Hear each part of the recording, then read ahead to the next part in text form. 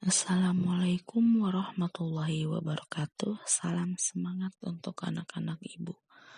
Apa kabar semuanya? Ibu harap kalian dalam keadaan sehat selalu. Amin. Nah, pada tahun pembelajaran 2020-2021 ini, izinkan ibu untuk memperkenalkan diri. Nama ibu Eka Novia Nurlia sudah jelas ya? Sudah ada di sana. Bisa kalian lihat. Maka kalian bisa panggil Ibu Eka. Nah, dalam kesempatan ini, Ibu akan membimbing kalian dalam mata pelajaran teknologi perkantoran. Nah, dalam hal ini, Ibu akan menyampaikan beberapa hal terkait dengan pembelajaran jarak jauh mata pelajaran teknologi perkantoran. Nah, untuk yang pertama yaitu mengenai KKM.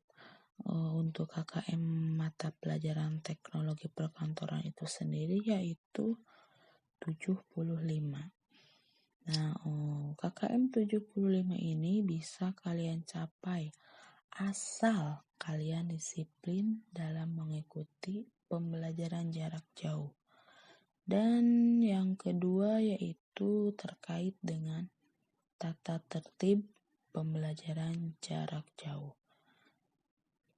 Nah, kita akan menggunakan aplikasi Google Classroom dan YouTube. Nah, untuk aplikasi Google Classroom itu, Ibu di sana nanti akan menyampaikan beberapa mengenai tugas-tugas yang harus kalian kerjakan, dan YouTube sendiri untuk Ibu memberikan materi mengenai mata pelajaran teknologi perkantoran. Hal yang ketiga, kita akan mempelajari mata pelajaran teknologi perkantoran ini selama 1 tahun ke depan. Nah, adapun yang akan kita bahas untuk 1 tahun ke depan yaitu kita harus tahu terlebih dahulu kompetensi inti dan kompetensi dasar yang akan kita capai. Dan untuk kompetensi inti itu sendiri dibagi menjadi 2, yaitu kompetensi inti pengetahuan dan kompetensi inti keterampilan. Nah, untuk lebih jelasnya kalian bisa lihat pada tabel.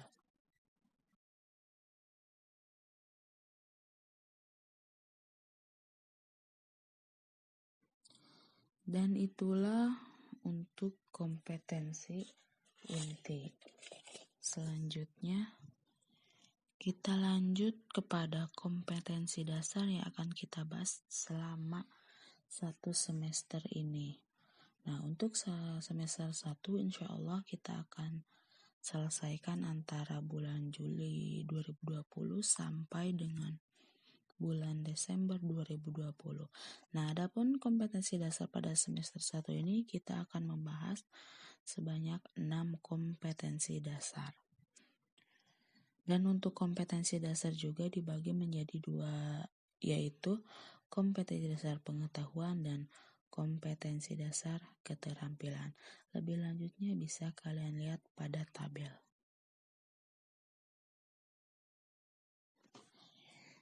Kemudian untuk semester 2 itu ada 5 kompetensi dasar yang akan kita pelajari, yang insya Allah akan kita pelajari dari bulan Januari 2021 sampai bulan Juni 2021. Nah, untuk kompetensi dasar di semester 2 bisa kalian pada tabel. Nah, itulah materi-materi yang akan kita bahas selama 1 tahun ke depan. Harapan ibu kalian bisa mengikuti dan bisa menyesuaikan dengan situasi COVID pandemi seperti ini. Kalian juga harus tetap semangat, terus jaga kesehatan dan stay at home, oke? Sesuai dengan kompetensi dasar yang pertama, kita akan membahas mengenai konsep teknologi perkantoran, otomatisasi perkantoran, dan virtual office. Nah, sebelum Ibu menjelaskan lebih mendalam mengenai materi yang Ibu sebutkan tadi barusan, nah apa sih teknologi perkantoran itu? Jadi, teknologi perkantoran itu merupakan keterampilan di dalam melakukan kegiatan administrasi yang dibantu dengan menggunakan mesin. Nah, setelah kalian mengetahui apa yang dimaksud dengan teknologi perkantoran itu sendiri, sekarang kita akan membahas ke materi inti, yaitu mengenai konsep teknologi perkantoran. Nah, di era globalisasi seperti sekarang ini, penggunaan teknologi perkantoran sangat dibutuhkan, terutama untuk pekerja yang sudah profesional. Dalam hal ini, mereka selalu memakai peralatan perkantoran untuk membantu menyelesaikan pekerjaannya. Dan penggunaan dari alat-alat perkantoran tersebut juga tidak bisa sembarangan. Dibutuhkan keterampilan khusus dan kemauan untuk meningkatkan pengetahuan serta keterampilan dalam hal mengoperasikan peralatan perkantoran sebagai alat bantu kerja mereka. Nah, dan perkembangan teknologi perkantoran yang sangat pesat itu akan menimbulkan beberapa dampak. Bisa berdampak negatif ataupun positif. Dan kita tidak bisa menolak kehadiran. Kita bahas dulu mengenai peranan teknologi perkantoran. Nah, untuk kata teknologi itu sendiri berasal dari bahasa Prancis, yaitu la technique, yang artinya semua proses yang dilaksanakan dalam upaya untuk mewujudkan sesuatu secara rasional. Untuk teknologi itu sendiri merupakan keseluruhan sarana untuk menyediakan barang-barang yang diperlukan bagi kelangsungan dan kenyamanan hidup manusia.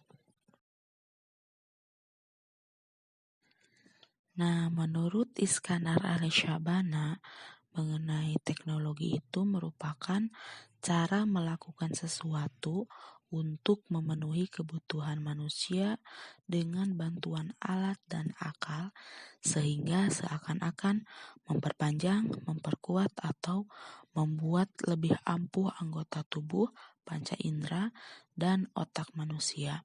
Sedangkan kantor merupakan suatu unit organisasi yang terdiri dari tempat, personel, dan operasi ketetausahaan untuk membantu pimpinan.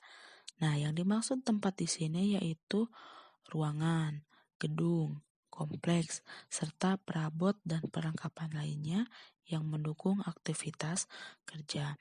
Nah, itu menurut Iskandar Alishabana.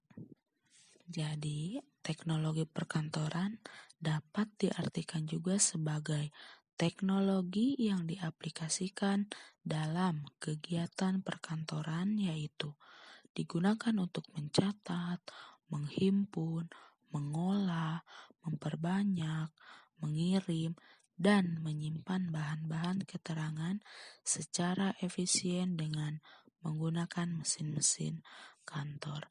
Nah, dari uraian yang sudah Ibu jelaskan, dapat kita ketahui bahwa peranan teknologi perkantoran dalam proses pengolahan data atau informasi saat ini adalah efisiensi kerja yang menyangkut produktivitas.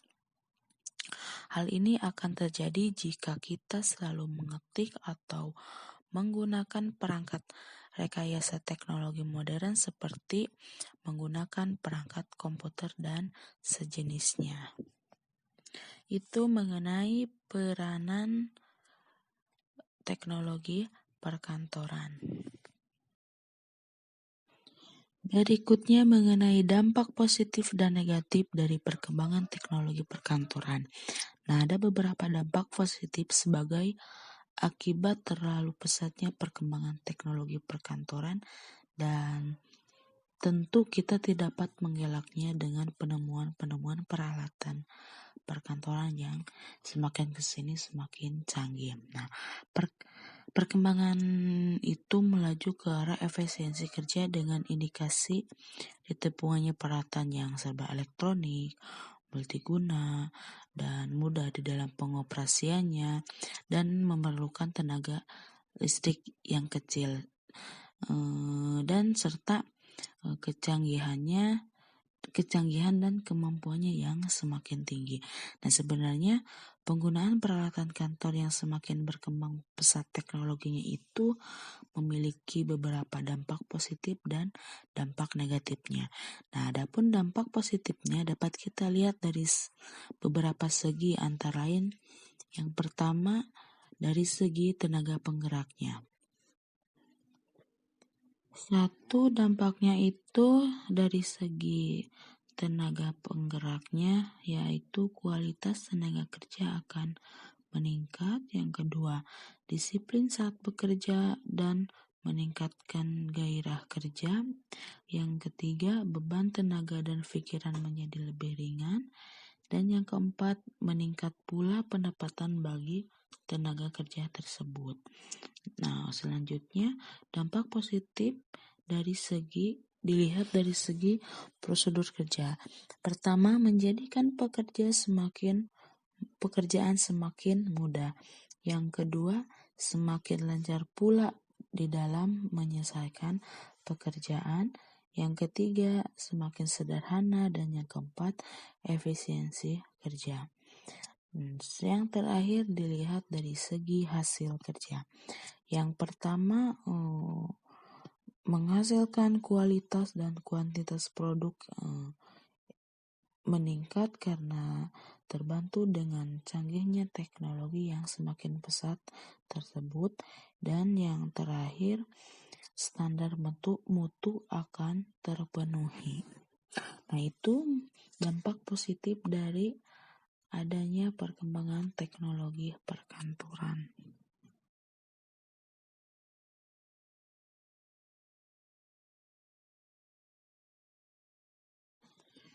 Dan yang terakhir yaitu perlengkapan kantor.